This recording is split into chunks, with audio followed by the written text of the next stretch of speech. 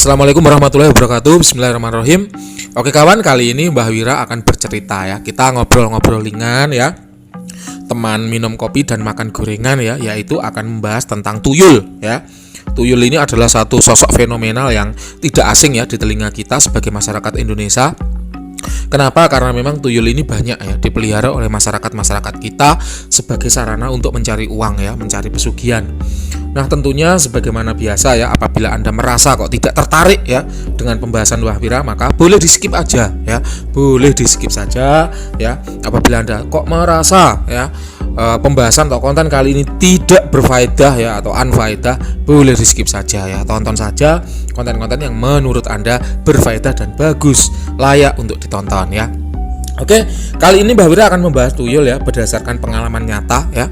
Karena Mbah Wira itu punya semboyan bahwa ya pantang membual sebelum mencoba, pantang membual sebelum mengalami. Jadi memang apa yang saya ceritakan ini menurut pengalaman nyata ya Mbah Wira sendiri selaku manusia yang tentunya tinggal di masyarakat yang ada juga yang memelihara tuyul kayak gitu. Kemudian selain dari itu saya juga akan membahas tuyul ini dari salah satu kitab ya, Padepokan ya, salah satu Padepokan supranatural dari Jombang. Kemudian saya juga akan membahas dari kitab Jagat Lelembut ya, kisah tanah Jawa ya. Jadi ada beberapa kitab yang saya jadikan rujukan, kemudian pengalaman pribadi saya selaku praktisi supranatural. Jadi begini kawan, ini yang Mbah Wira alami sendiri ya. Jadi saya akan bercerita pengalaman ya, pengalaman. Kala itu tahun 2012 atau 2013 ya, sekitar tahun 2012 atau 2013. Jadi 7 tahun yang lalu ya. Sekarang tahun 2020 berarti 7 tahun yang lalu Mbah Wira pernah menempati salah satu rumah ya, ngontrak kala itu ya, di Surabaya. Jadi waktu itu Mbah Wira baru lulus ya, baru saja lulus kuliah, kemudian ngontrak di Surabaya, tepatnya di belakang ini ya, Dolok ya, Joko Dolok atau Bulog ya, di sekitar sana. Nah kemudian apa yang terjadi kala itu, saya bertiga. Jadi ada saya, kemudian adik saya dan mantan pacar. Nah apa yang terjadi kala itu, saya berangkat kerja lebih dulu ya, kemudian di rumah itu ada adik sama mantan. Kemudian adik saya berangkat kuliah. Nah kayak gitu ya, adik saya berangkat kuliah, sehingga di rumah itu tinggal mantan saya sendiri. Kala itu mantan saya bawa uang ya, itu 100 ribuannya satu lembar ya, 100 ribuannya satu lembar, kemudian 50 ribuannya itu satu lembar, dan 2 ribunya itu satu lembar ya. Urutannya karena kan memang kami terbiasa menata uang ya. Jadi 100 ribu, 50 ribu, terus 2 ribu, terus ditekuk ke dalam. Jadi 100 ribunya itu ada di tempat yang paling dalam, paling luar itu yang 2 ribu ya. Kemudian uang itu dimasukin ke dompet ya, sama mantan dimasukin ke dompet. Setelah itu mantan terakhir keluar dari rumah sambil kunci pintu ya. Nah Mbah Wira masih bekerja ya, karena waktu itu hari Sabtu ya, Mbah Wira kerja sampai maghrib. Nah ternyata mantan itu sudah pulang duluan.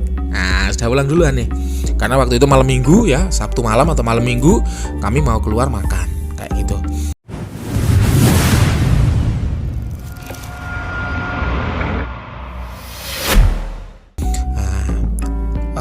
Mantan itu nyampe duluan di kontrakan, kemudian adik saya pulang, kemudian saya pulang. Jadi saya pulang terakhir. Apa yang terjadi ketika kami mau berangkat makan ya, karena kami biasa ya dari dulu bertiga keluar ya. Jadi saya, adik saya itu satu paket ya, supaya tidak berduaan aja, maka kalau keluar ya saya ajak gitu bersama-sama. Apa yang terjadi kala itu, uang yang 100 ribu itu hilang ya, uang yang 100 ribu itu hilang, yang 50 ribu masih, yang 2 ribu juga masih. Jadi yang hilang itu hanya yang 100 ribu. Pada akhirnya karena kami pengen makan-makan ya sudah tetap keluar, tapi menu yang dibeli akhirnya bakso ya, bakso pinggir jalan kaki 5 begitu. Kenapa? Karena duitnya hilang 100 ribu ya. Nah kemudian di tukang bakso kami cerita-cerita kalau saya habis mengalami kehilangan uang 100 ribu yang satu lembar merah.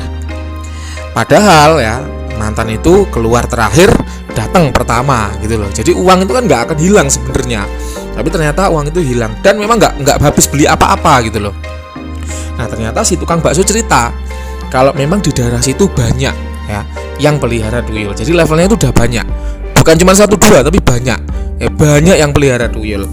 Nah kemudian si tukang bakso ini bercerita bahwa kemarin habis ada orang juga yang mengeluh kehilangan uang 100 lembar ya, 100 ribuan ya, 100 ribuan 10 lembar totalnya. Jadi begini, ada tetangga di situ ya, habis pulang dari Jakarta bawa uang gitu loh. Uangnya itu 3 juta.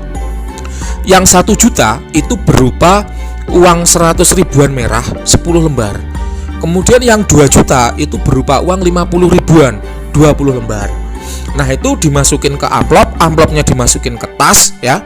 Begitu dia pulang, dia nggak cerita ke siapa-siapa kalau dia bawa uang. Tas itu langsung dimasukkan ke lemari baju. Jadi tidak ada orang yang tahu di rumah itu selain dia kalau dia bawa uang 3 juta rupiah. Gitu lah. Jadi sama sekali nggak ada yang tahu. Ya, satu rumah itu nggak tahu semuanya. Apa yang terjadi ketika dilihat ya, uang 100 ribuannya itu hilang satu bendel.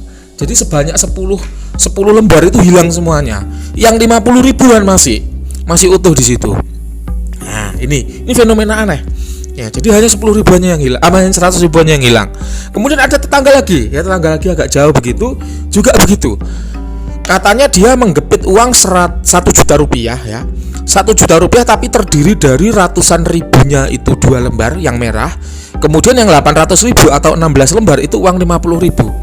Ternyata dalam satu gepit 1 juta itu yang hilang hanya yang merah, hanya uang merahnya saja, yang ratusan ribu. Nah, ini aneh. Jadi kalau memang itu dicuri manusia, kenapa kok tidak semuanya? Ya, kalau itu dicuri manusia, apabila itu dicuri oleh goib, ya, kenapa kok hanya yang merah-merah saja? Nah, ini akhirnya menjadi pertanyaan. Kala itu tahun 2012-2013. Nah, itu waktu itu Mbah Wira belum menjadi praktisi, jadi ya masih sebagai manusia normal ya, belum menjadi paranormal ya, jadi masih menjadi manusia biasa. Karena Mbah Wira ini terlahir ya sebagai manusia biasa ya, bukan kok lahir udah auto sakti, enggak ya. Jadi manusia biasa, sekarang pun juga masih manusia biasa ya, hanya pencari recehan ya dari channel YouTube berbagi cerita untuk Anda semua ya. Nah, apa yang terjadi? Semakin lama kan kemudian saya mendalami ya ilmu supranatural itu. Mulainya itu tahun 2015 ya, 2015 ya, saya punya usaha, kemudian bangkrut ya karena digarap pesaing usaha melalui magic. Akhirnya saya belajar magic hingga sampai ke sekarang.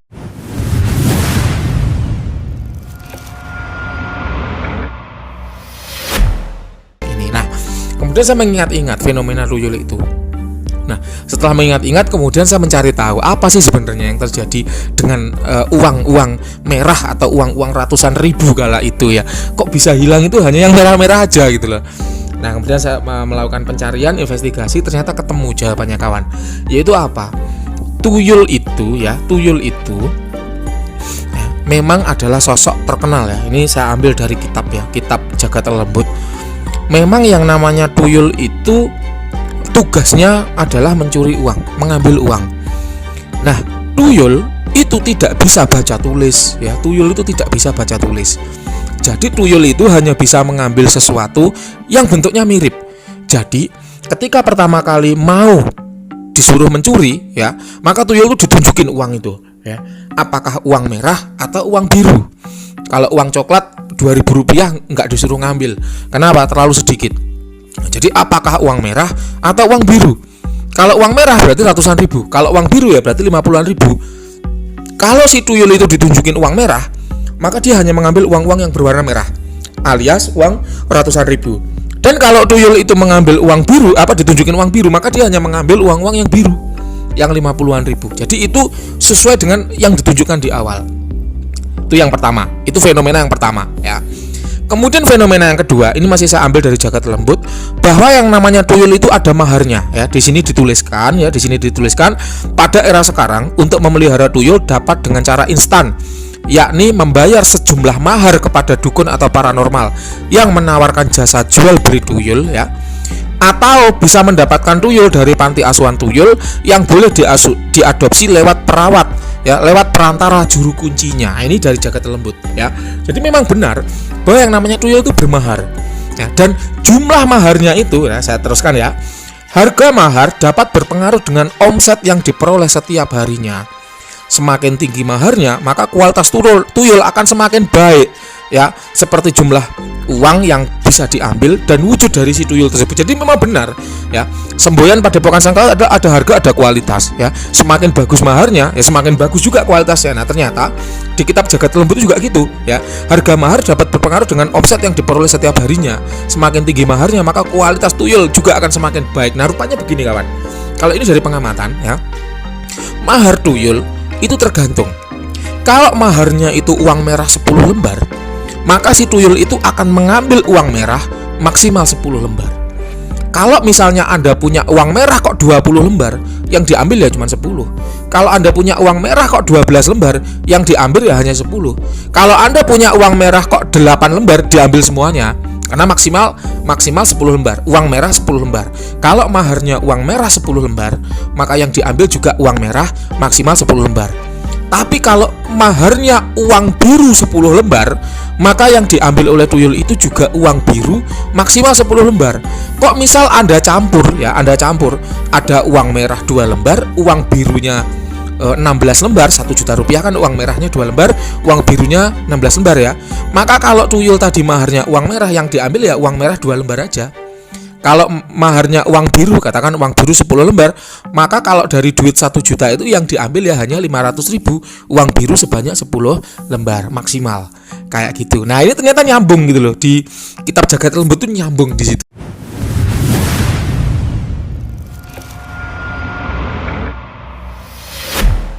Jadi ini pengamatan Mbah Wira. Kemudian setelah kitab Jagat Lembut ini saya dapat dari tahun 2019 ya. Jadi pengamatan itu kejadiannya 2013, pengamatannya 2015. Saya dapat kitab Jagat Lembut ini 2019 itu nyambung gitu loh ya. Jadi itulah yang diperoleh Mbah Wira, bahwa ternyata tuyul itu begitu ternyata gitu loh ya. Jadi kalau maharnya itu uang ratusan ribu, yang diambil ya ratusan ribu. Kalau yang diambil 50.000, maka yang diambil juga uang 50-an ribu. Kayak gitu guys ya.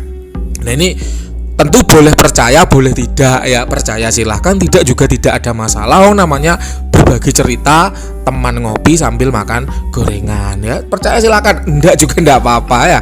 Gitu loh ya. Nah, kemudian kawan, di sini ya saya akan melanjutkan di kitab Jagat Lembut ya. Sebut saja tuyul dengan harga murah. Nah, kan tadi kita ngobrolin mahal ya. Nah, sebut saja tuyul dengan harga murah, maka akan berwajah seram, ingusan, bibir vertikal dan liar. Sementara suaranya mirip suara anak ayam. Nah, kayak gini. Ini kalau jelek, kalau murah itu jelek ya. Ingusan, bibirnya vertikal. Memang beberapa kali Mbah Wira melihat tuyul berkeliaran itu bibirnya vertikal ya. Ingusan ya, kotor, bau amis ya kayak gitu. Nah, itu kalau murah. Tapi kalau mahal wujudnya itu imut-imut seperti anak manusia pada umumnya. Wujudnya imut-imut. Jadi ketika melihat gitu ya, ada anak kecil main-main, kita mengiranya itu anak kecil. Kenapa? Karena memang sangat mirip dengan anak-anak manusia gitu loh ya. Jadi tidak kok telanjang ya, pakai cawat gitu, enggak. Kalau tuyul itu kelas elit yang maharnya tinggi, itu wujudnya seperti anak manusia biasa. Nah ini yang banyak orang nggak tahu. Mereka taunya tuyul itu ya gundul, botak ya, bibirnya vertikal, wajahnya seram, telanjang ya, hanya pakai cawat. Padahal tidak semua tuyul itu begitu. Dan itu didukung kesaksian dari beberapa praktisi lain bahwa yang namanya tuyul tidak selamanya seperti yang di TV-TV kayak gitu guys ya. Nah ini buat pertimbangan juga ya untuk Anda, bahwa yang namanya kualitas itu memang terkait erat dengan maharnya ya. Kalau maharnya murah ya ala kadarnya, kalau maharnya bagus ya kualitasnya juga bagus gitu loh. Karena memang yang namanya harga itu nggak bisa bohong gitu loh ya. Jadi kalau maharnya tinggi ya kualitasnya ya baik kayak gitu guys. Nah, ya.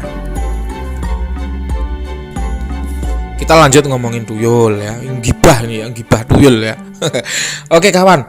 Nah, tuyul sendiri ya dipelihara ya itu dengan prasyarat ya, ya. Di sini ya di kitab Jagat Lembut ini dikatakan ya, tuyul mahal itu wujudnya rupawan ya, berambut ya, dengan badan selayaknya anak bayi yang lucu ya. Dia mampu menghasilkan omset jutaan bahkan ratusan juta sesuai dengan mahar awal yang dibayar saat hendak mengadopsinya. Jadi memang sesuai maharnya berapa, nanti uang yang dihasilkan ya segitu ya. Ada juga spesies khusus tuyul biru kualitas super. Nah, kalau tuyul biru ini jujur Mbah Wira belum pernah tahu ya. Jujur belum pernah tahu. Jadi ini apa yang ditulis oleh kitab ya. Mbah Wira belum tahu. Tapi kalau tuyul merah itu Mbah Wira pernah tahu ya. Tuyul merah ini lebih ganas ya daripada tuyul yang biasanya. Kemudian dia juga dihasilkan di daerah tertentu. Jadi ada salah satu wilayah di Jawa Timur itu yang menghasilkan tuyul merah. Jadi tempat atau koloni ya, koloni tempat tuyul merah itu berasal dari kota tersebut kayak gitu guys. Nah, kemudian ya di sini untuk perawatan tuyul ya. Sosok tuyul bisa dipelihara sebagai pesugihan. Nah, ini kata kitab ya, kata kitab. Ya. Dengan syarat pelaku adalah pasangan yang sudah menikah sebab si istri wajib memberikan asupan ASI kepada tuyul. Ya, lanjut. ASI yang dimaksud bukan air susu yang dihisap, melainkan darah ya atau saripati kehidupan ya, yang kemudian membuat tubuh istri menjadi kurus kering.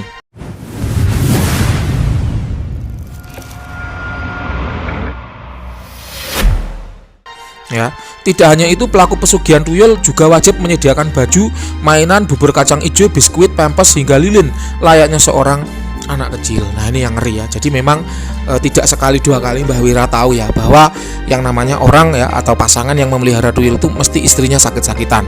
Kenapa? Karena sang istri itu harus ya rela saripati kehidupannya atau darahnya begitu ya dihisap ya saat dia menyusui si tuyul tadi.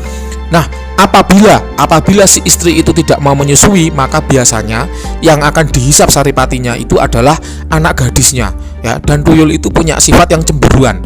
Jadi kalau anak gadisnya itu menginjak remaja, maka dia akan diganggu supaya tidak punya pacar atau tidak punya teman laki-laki. Kenapa? Karena si tuyul itu cemburuan. Ya, tentu sudah banyak ya, tidak sedikit atau sudah banyak cerita-cerita di masyarakat bahwa anak gadis itu kenapa ya kalau punya pacar kok sering berantem akhirnya putus, kalau punya pasangan kok tidak awet, kalau punya pasangan kok gagal ya, selalu gagal hingga ke jenjang pernikahan. Kan banyak ya cerita-cerita kayak gitu. Nah, ini salah satunya itu karena ada pengaruh tuyul yang cemburuan. Jadi si tuyul ini akan mengganggu ya hubungan keharmonisan antara anak gadis tadi dengan pasangannya sehingga dia akan single seterusnya. Nah, kemudian si tuyul ini akan menghisap saripati kehidupannya itu diam-diam.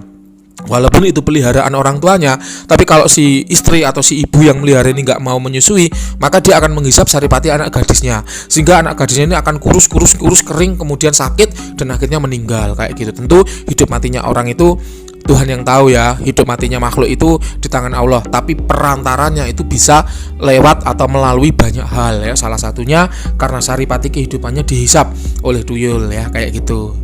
Nah, sifat manja tuyul ya, ini di kitab ya. Sifat manja tuyul serta tidak suka ditelantarkan seringkali meminta diajak jalan-jalan dengan digendong oleh sang ayah ya. Dengan cara apa? Digendong di belakang ya, kayak gitu. Nah, orang tua asuh wajib memfasilitasi tuyul dengan kamar khusus yang berwarna-warni ya, dengan hiasan kartun ya. Jika kemauannya tidak dituruti, tuyul akan ngambek dan tidak akan mau mencuri uang atau bisa juga kabur dari rumah. Ini kata kitab seperti itu. Nah, tuyul ini ya saya pernah membaca, tapi lupa kitabnya. Ya, saya lupa kitabnya. Saya pernah membaca ya, tuyul itu ketika mengirimkan uang itu tidak kok kemudian diambil dikantongin, itu enggak. Tapi dia akan mengirim dalam wujud energi. Ya, mengirim dalam wujud energi. Jadi ini seperti prinsip santet ya. Jadi ketika suatu material ya, benda material itu ketemu dengan anti material ya. Jadi memang suatu benda di dunia ini diciptakan berpasangan, ada materi, ada anti materi. Ketika benda yang berwujud materi itu ketemu dengan anti materi, maka dia akan berubah dari materi menjadi energi. Dan ketika sudah berwujud dalam bentuk energi, maka dia akan bisa dikirim kemana saja, melewati apa saja. Nah, ketika nyampe rumah ayahnya atau yang melihara ini tadi, maka uang yang dalam bentuk energi tadi akan dipisah atau diimmaterialkan ya. Dari immaterial akan dimaterialkan ya, sehingga akan berubah kembali menjadi uang kayak gitu guys. Nah, seringkali tuyul itu ketika dia sudah lelah atau nutrisinya kurang ya, ketika mencuri itu dia salah ngambil. Ada kalanya kalau terburu-buru, misal keburu kepergok gitu ya, atau mungkin ada pageran-pageran khusus sehingga dia mencurinya itu terburu-buru. Ketika mencuri itu ada kalanya yang diambil tuh nota ya, kadang itu karcis kayak gitu tuh. Ada yang membahas itu seperti itu. Jadi tidak melulu uang. Tuyul pun juga seringkali gagal dalam mengambil ya.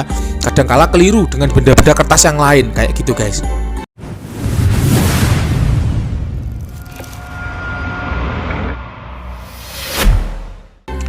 karcis yang berwarna biru ya, atau nota stroke ya, atau kwitansi kadang ya. Nah, itu keliru. Jadi ngambilnya itu ya nggak selalu sukses. Ya itulah yang namanya makhluk ya. Kita pelihara tuyul ya, kita pelihara tuyul dengan tumbal manusia pun ya, itu kadang tuyulnya itu masih salah dalam bekerja, masih gagal dalam bekerja, tidak sesuai dengan yang diharapkan. Apalagi Anda meminang kodam dari Mbah Wira, dari Padepokan Sengkelat ya, tanpa tumbal, tanpa perawatan, tanpa pantangan, anti ribet, anti ruwet, tinggal pakai. Ya tentu salah atau gagal sekali dua kali itu wajar. Karena yang namanya makhluk khodam ya, itu bukan Tuhan yang menentukan segala-galanya. Bisa juga dia salah, dia khilaf, itu mungkin. Namanya juga membantu kan gitu. Nah, dalam membantu salah sekali dua kali ya wajar. Ya, wajar. Sehingga apa? Dalam menggunakan harus sabar, harus ngerti tekniknya, harus paham ilmunya. Itulah kenapa Mbah Wira menyediakan grup khusus Padepokan Sengkelat. Ya, untuk apa? Untuk bagi para pemegang khodam itu supaya bisa terus bersilaturahmi, ya, bisa tanya jawab, bisa berhubungan dengan baik, ya, tidak kemudian keluar seenaknya, ya, kemudian tidak tuahnya tidak jalan menurut dia tidak jalan, ya, kemudian keluar di luar. Nah, itu ada suatu perbuatan yang sangat tidak baik ya sebenarnya. Kalau Anda meminang khodam dari saya, ayo silaturahmi yang baik, saya ajari cara menggunakannya sehingga tidak keliru. Itu adalah khodam yang tanpa perawatan, tanpa pantangan, anti ribet, anti ruwet, tinggal pakai kayak gitu. Itu tanpa risiko. Ya, ini kita bahas tuyul ya. Bahas tuyul aja bisa gagal gitu loh, padahal tumbalnya udah manusia, apalagi khodam yang tanpa tumbal, tanpa perawatan. Coba bayangin, kan itu enak sekali kayak gitu loh ya. Nah, ini sedikit pesan sponsor dari Padepokan Sengkelat untuk menyampaikan bahwa yang namanya khodam itu teman ya, rekan kerja, bukan Tuhan yang bisa menentukan hasil pasti ini pasti itu kayak gitu guys. Oke kawan ya, sekiranya itu udah 21 menit ya. Terakhir yang akan saya sampaikan bahwa ini saya baca dari kitab Padepokan. Cara menangkal tuyul. Memang kita menghadirkan suatu masalah harus disertai dengan obatnya atau dengan solusinya. Kita menghadirkan suatu penyakit harus dengan obatnya. Nah, ada cara-cara menangkal tuyul ya. Yang Mbah Wira tahu ya, di bank ya, seringkali kenapa toko bank itu kok nggak dicuri tuyul ya. Karena di bank itu uangnya disimpan di brankas, yang mana di brankas itu ada kitab sucinya. Jadi dia menyimpan kitab suci dari 5 agama di dalam brankas ya. Kemudian uangnya ditaruh juga di situ sehingga tidak terjamah oleh makhluk-makhluk gaib. Ini katanya pegawai bank begitu. Saya juga bukan pegawai bank, katanya pegawai bank begitu. Penasaran juga kan Mbak Wira, kenapa sih kok di bank itu kok nggak dicuri tuyul? Nah, ternyata di brankasnya itu ditaruh kitab suci ya. Jadi Anda kalau menyimpan uang silakan disimpan di lemari yang baik, kemudian taruhlah kitab suci di situ yang bisa Anda akses, mudah Anda baca, kemudian ketika disimpan taruh lagi di situ. Kayak gitu guys. Itu yang pertama. Kemudian yang kedua, kenapa kok di bank dan di ATM itu bebas dari tuyul? Karena penjaganya gaib itu juga kuat. Anda yang indigo, Anda yang mata batinnya sudah terbuka, boleh melihat penjaga di bank itu kuatnya kayak apa. Itulah kenapa tuyul tidak berani mendekat ke sana. Itu yang kedua ya. Kemudian yang ketiga, uangnya bisa dijepit dengan jepitan buku yang besi itu ya. Atau kalau nggak gitu diikat dengan karet ya. Itu juga menjadi solusi supaya uang terhindar dari penculian tuyul ya. Kalau cuman diikat, digapit biasa, ditekuk begitu, itu rawan dicuri. Tapi kalau Anda jepit dengan karet atau Anda jepit dengan penjepit besi ya, Anda beli aja di toko buku penjepit besi, nah itu insya Allah lebih aman dibanding dengan tidak dijepit. Kayak gitu guys ya.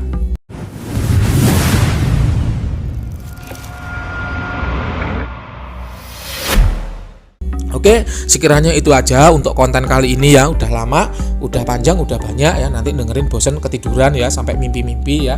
Terima kasih sudah menyimak sampai akhir ya. Kami akan hadir dengan konten-konten lain yang tidak kalah menarik ya.